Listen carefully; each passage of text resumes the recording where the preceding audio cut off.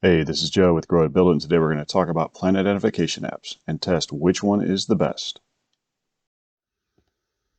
All right, so I'm going to cut to the chase here. I grabbed the top plant identification apps from the App Store with the largest number of reviews and downloads, 8 in total, and I put them through a huge test using pictures of plants of which I knew the ID. In total, I used 234 pictures covering nearly 80 species. This includes over 50 species of flowering herbaceous plants, 15 tree species, and some vines, and around, like 10 grass species. And so I'm using multiple pictures of the same species, such as leaves, stalk, bark, flowers, fruit, whatever. And so each app would get a single picture, one at a time, and I would record the results as correct, partially correct, or incorrect. And a correct identification is just that. The plant identification app said this is the right species. Partially correct could mean that the app offered several suggestions and one of those was the correct one, or maybe it just said, I don't know what it is, but it's in this genus. An incorrect identification is just that. The plant app either couldn't identify it or gave the wrong answer. And so I'm going to give the high-level results here, but before I do, I need to get one thing out of the way. Even though some of these apps clearly performed better than others, you should never rely on a plant identification app as your sole piece of information as to the identification of a plant. They make mistakes, and we wouldn't want someone accidentally eating a poison plant that they thought was okay because some app said it was a carrot or something. So, do your own research. You are responsible for your own actions. Okay, so I'm going to give you the high-level results now, and then I'll go into more detail about methods and all that later on. But if you appreciate getting this info right away, please give me a super thanks below, or at least a thumbs up before you click away. But with the test I made, which was 234 pictures on all these apps, the most accurate plant identification app was PictureThis, with an accuracy rate of 78%. That was followed by Plant.net with an accuracy rate of 68%. Now, if you combined the correct and partially correct results, both PictureThis and Plant.net are basically equal at around 80%. So if you just want to get a Plant ID app on your phone that is good, I recommend you get both PictureThis and Plant.net. They both can be free, and they give very accurate results, but they have different features that can really complement each other. While PictureThis is super fast and generally accurate, Plant.net allows you to upload multiple pictures at once and also gives multiple suggestions for each plant, which can be very helpful in and of itself. But the rest of the video is going to cover the following. What apps did I test? And I'll give a brief overview of each. How did I test them? The detailed test results for the overall, and then plant type, tree, flower, vine, that kind of stuff. And then I'll go into general observations and discussion about the specific apps. But all right, if you guys want to see the details, stick around.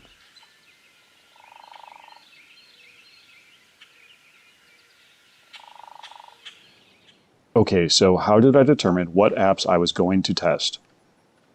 So I went to the Google Play Store and I grabbed the top apps. These are the top 7 apps. I was going to do 8, but one of them I ran into a technical issue that they couldn't actually resolve. I'm sure they will someday, but here's the top 7 apps based on downloads, reviews, all that. Blossom. Blossom is an app that can provide identification information as well as care and reminders and disease diagnosis, that kind of stuff. But there is no free plan with this. You have to sign up for the free trial like I did and pay for the identification. And you'll see in the results, the app just didn't perform that well in the test. I'll show you that in great detail later. Google Lens. Google Lens is a free app on your phone, and it will take a picture, draw a box exactly around the flower, which you can then modify if it got it wrong. And then it's either going to directly identify the plant or find similar images on the web. And it works okay. It's fast and generally points you in the right direction. Inaturalist. Inaturalist is a free app that relies on donations and community support. The app by itself can identify and provide suggestions for plants, bugs, and wildlife, but it will be very conservative in that it's more likely to provide suggestions rather than positive, definite identifications. And personally, I like that feature, as some other apps that are very confident in themselves may just lead you astray by not giving you alternatives. PictureThis. So PictureThis has a free or paid version. The free version is a bit annoying with pop-ups asking you to pay frequently, but the app was the single most accurate in my test. It's fast, and if I were to pay for any plant identification app, it would be this one. And it does also have a bunch of other features like caring for and treating diseases of plants, but I didn't go into that. PlantApp. So the PlantApp is free or paid, and it can provide, a certain number of identifications for free, and then it'll kind of cut you off for a bit before you can start doing it again. It works fine for the casual user, and it provides you disease and care diagnosis with the paid version. It'll send reminders to take care of your plants and that kind of stuff. PlantStory.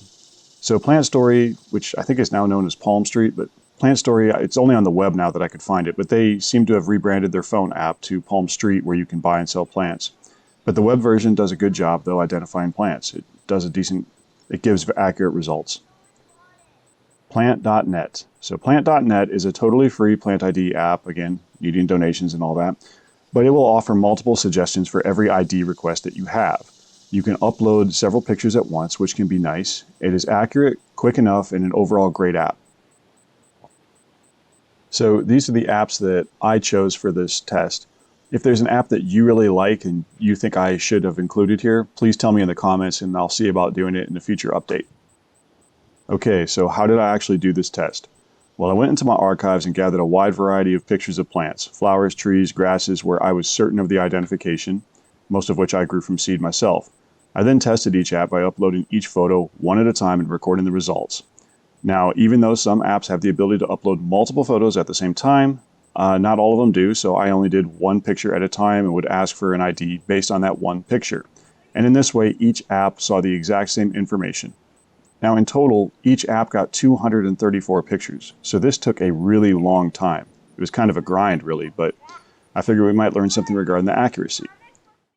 All right, so what are the results? Well, as I previously showed, PictureThis came in first place at 78% accuracy, followed close behind by Plant.net, and all these results and graphs will be at my website if you want to study them more, along with a sampling of pictures, etc. But going into specific categories, I broke up the identifications by plant type, trees, flowers, that kind of stuff. And one category was called common weeds. And this is a mix of natives and exotic invasives that most people would not want growing in a formal flower bed.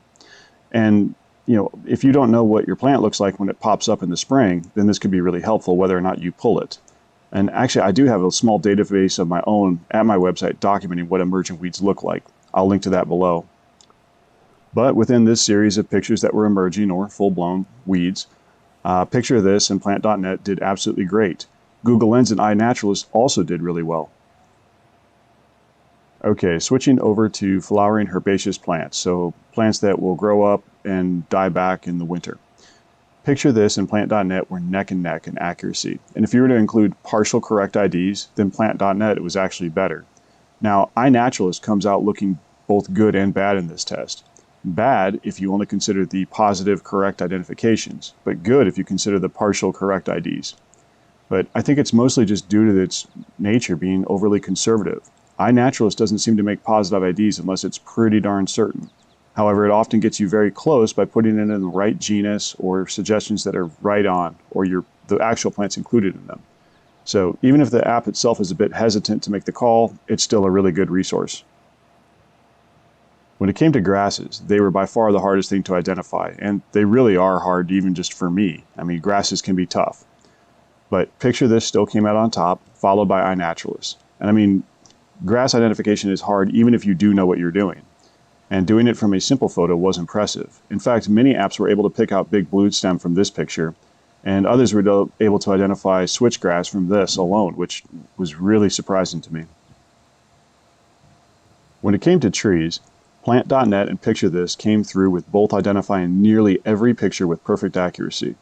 Now, this test consisted of around 40 images covering 15 different tree species. Some apps struggled with this, as PlantStory or Blossom, and Google Lens got confused too, but most were able to identify trees from a good picture of the bark alone, as well as the fruit or a seemingly insignificant picture of the leaves. I threw in a few vines at the last minute to see how the apps would do there, and they did okay.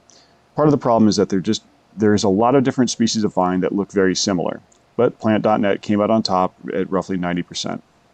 All right, so in addition to classifying plant types, I also classified each photo as to what part of the plant, like a flower or leaves or bark. And when we look into those categories, like for tree bark, for example, PictureThis and Plant.net performed the best, far better than everything else for identifying trees by bark alone. Now, I mostly use trees with distinctive bark, but there were some that were not that unique either. For emerging plants, right when they push out of the ground in spring, PictureThis, Google Lens, and Inaturalist seem to perform the best. So they could figure out what those unknown plants were popping up in your flower beds. And now when we come to pictures of leaves or predominantly leaves, Plant.net, PictureThis, and iNaturalist all seem to be the most reliable. I consider this an important feature, as if you saw 30 plants show up at once in a flower bed and you didn't want to wait around for them to flower, you could identify them with this and possibly remove them or let them grow. And finally, for flowers, and I mean pictures of the actual blooms, most apps did really well. And that makes sense. Most people are going to be curious about the plants with flowers. That's where most of the data is going to be. And the flower is probably the biggest differentiating feature of any plant. But it would make total sense that the plant apps would train themselves the most on the inflorescence. All right, so for a little discussion and observations on plant ID apps in general.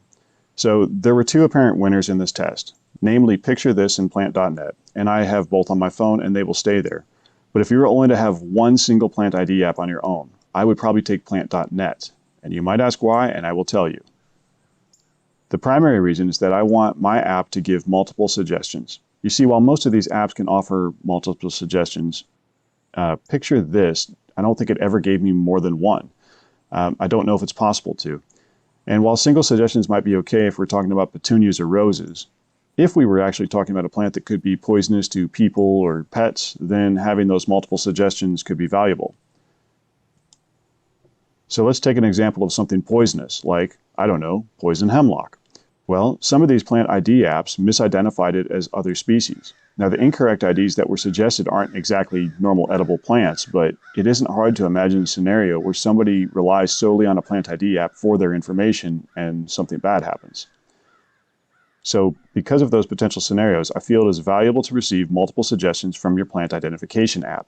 And as I stated in the beginning of this video, do not rely on apps for identifying plants by themselves. Do not eat plants based on what an app on your phone says. Do your own research. You are responsible for you. But nonetheless, I will definitely keep PictureThis on my phone, as it's obviously earned its place. I honestly don't know if it can give multiple suggestions, but it was so quick and accurate that it earned its place on my phone. Now, it wasn't perfect though, and I will say this about it. When it got something wrong, it was wrong in a complete manner. Almost like it didn't even have that species in its database. I had several pictures of asters, commonly known as Short's asters, Symphyiotrichum shorti, and it misidentified it every single time, almost like it was missing from the database or the training set. And the same with a few other notable species like prairie blazing star or common ironweed. However, the other plant ID apps were able to identify these, but PictureThis, it's like it had never seen it before. One other notable app was Blossom. I really just didn't like this app. It didn't perform well on the test. It was often very incorrect, and I wonder if maybe it was more because it was designed for ornamental flowers, or it could be that while it can take multiple photos for an ID, my test only allowed single photos to be consistent amongst all apps.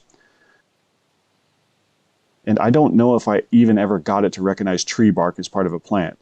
You showed it a picture of tree bark and it was just like, hey, what's this? And now sometimes when it was wrong in an absolutely grand fashion, which maybe is a good thing because you knew it'd be wrong. The user would know. But if you combine these kind of results with the fact that you have to pay for this app, and that about every fifth identification, a pop-up asks you if you liked the ID that it provided, I mean, it's just annoying and gives you bad results and takes your money. So considering all the above, I will not have this app on my phone. But all right, I've gone on long enough about plant identification apps. If you found this video helpful, please give me a thumbs up. I will greatly appreciate it. If there's a favorite plant ID app that you have that I didn't talk about, let me know in the comments. Maybe I'll take a look and do an update to this someday. And if you want to see all the graphs and information and sampling of pictures, head on over to our website. And just search for Grow It, Build It, Plant ID apps, and you'll find it directly. But all right, you guys all have a good one.